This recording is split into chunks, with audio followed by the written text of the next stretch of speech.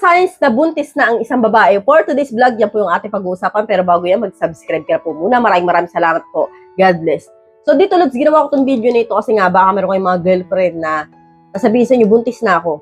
O kaya, paano nyo nga namang gustong malaman na buntis na nga ba ang girlfriend niyo o asawa niyo? So, una-una, Lods, na mapapansin niyo sa isang babae kapag po yung buntis, syempre, madidelay po ng regla yan. No? Hindi na po siya dadata ng next month or susunod na buwan. So, 1 month to 2 months, wala na pong regla yan. So, doon po, magtataka na po kayo, bakit po siya hindi na dinatnan. So, posible pong buntis na po siya pag ganyan. At meron naman na talaga nga namang hindi lang dinadatnan, no? Kasi nga minsan may PCOS. O kaya ibang dahilan naman, pwedeng paminopause na pala. So, merong 40 pa lang, menopause na, no? 42. So, paano pong signs, Lods, no? Ito po yung naglilihina, andito yung walang gana kumain, antukin, lagi na ng tulog, gusto lagi na lang sa kama, nagigising lang, gusto babalik na lang sa kama.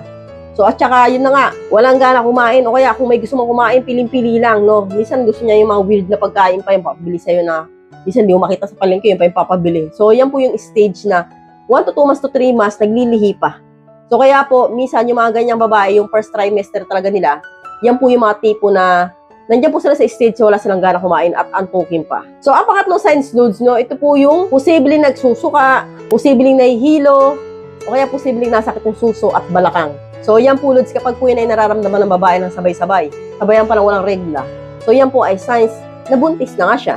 So, pang-apat, Lods, syempre, kapag ka nag-positive ang PT, no, syempre, hindi kayo ng PT, pregnancy test, di ba? Kapag po ay nagdalawang lines yun, no, dalawang guhit, no, ibig sabihin, positive po yun. Pero, Lods, may mga ospital na ang ginagawa po nila sa dugo nila tinetest. So, doon po nalaman po nila na buntis na nga po ang isang babae. So, congrats po sa inyong lahat. So, hanggang dito na lang po tayo mga Lods. I hope you learned something new in this video. More videos to come. So, stay connected and see you again to my next video. God bless. Bye-bye!